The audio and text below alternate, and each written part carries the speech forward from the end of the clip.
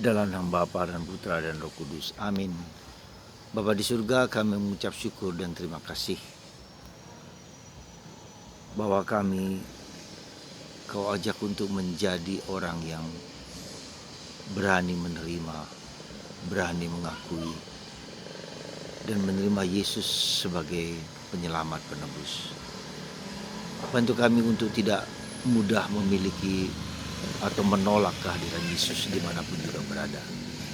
Segala yang baik, segala yang indah, segala yang mulia berasal daripada-Mu. Bantu kami ya Tuhan untuk terbuka dan membuka diri terhadap segala kebaikan-Mu itu. Terpujilah nama-Mu kini dan sepanjang segala masa. Amin. Para saudara, bacaan hari ini bicara tentang para pekerja yang menolak kehadiran utusan dari Tuan Tanah. Suatu perumpamaan yang bicara tentang manusia yang menolak Tuhan, menolak tawaran Tuhan dalam berbagai macam cara yang Tuhan berikan kepada kita manusia. Lewat para nabi, lewat orang-orang baik, lewat orang-orang yang mencintai, orang mengasihi, orang mulia. Segala yang mulia yang datang daripada kita seringkali kita tolak. Bahkan ketika utusan Tuhan yang sendiri yaitu anaknya, dia pun ditolak, dibunuh, dan disalibkan.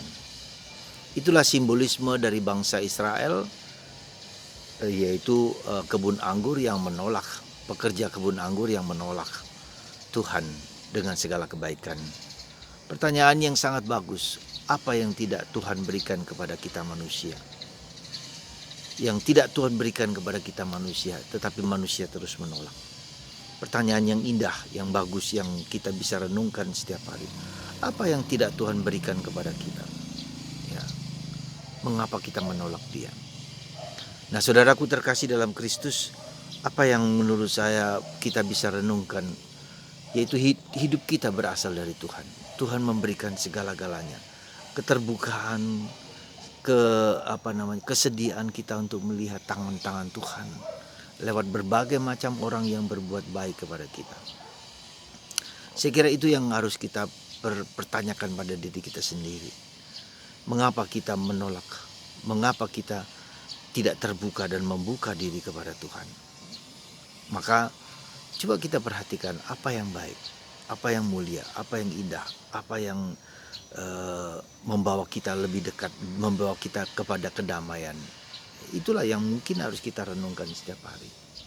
Semoga kita semakin terbuka dan membuka diri bagi Tuhan dan bagi sesama dalam kehidupan yang konkret sehari-hari di mana kita berada. Itu yang pertama. Yang kedua, beberapa hari ini saya sempat memikirkan bagaimana supaya Anda kerap kali mendengar renungan saya, atau Anda juga mendengarkan berbagai macam renungan dimanapun juga berada, dan Anda merasa tergerak dan terbantu. Ya. Anda merasa tergerakkan untuk melakukan sesuatu yang baik. Tapi seringkali itu hanya terbatas kepada pikiran, pada pengetahuan, bukan kepada tindakan. Nah, saya merasa mungkin ada satu hal yang perlu kita perbaiki, yaitu dengan bagaimana cara kita mendengarkan, bergaul dengan sabda Allah. Saya sudah mulai mencoba satu teknik yang mungkin perlu kita renungkan, kita lakukan bersama. Teknik yang saya sebut dengan gemaru, yaitu gemaru, gerakan membaca ruah. Sekali lagi, gerakan membaca ruah. Apa yang saya mau sampaikan itu? Yaitu tidak hanya membaca ruah sekali, tetapi sampai 5 kali. Ya. Membaca ruah sampai 5 kali. Kenapa saya katakan mau sampai 5 kali? Kenapa saya inginkan kita membaca ruah sampai 5 kali? Supaya sabda itu meresap dalam pikiran, dalam hati, dalam pikiran kita, dalam hati, lalu mengalir kepada tindakan. Ya, jadi itu kita bisa melihat bagaimana apa yang kita mengerti, apa yang kita fahami, lalu menjadi kesadaran dalam hati. Lalu nanti bermuara atau mengalir kepada tindakan, pada perbuatan-perbuatan kita.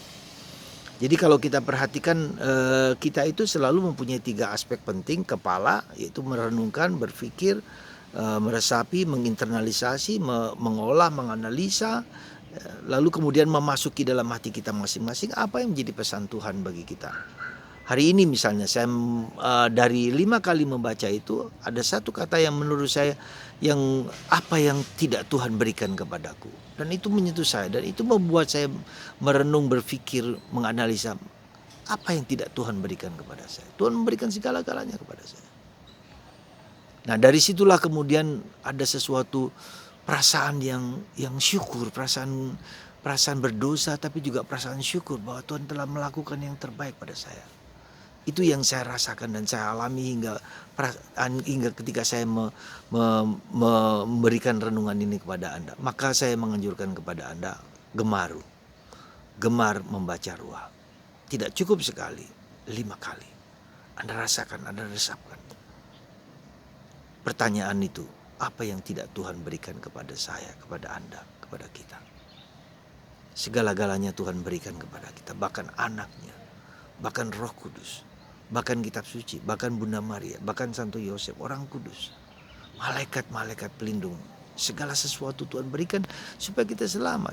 Tuhan tidak ingin kita hancur lebur dibawa oleh si Lucifer atau si Dajjal itu, membuat kita jauh dari Tuhan. Maka mari, saudaraku terkasih, saya mengajak Anda mulai sekaranglah, bacalah kitab suci pelan-pelan.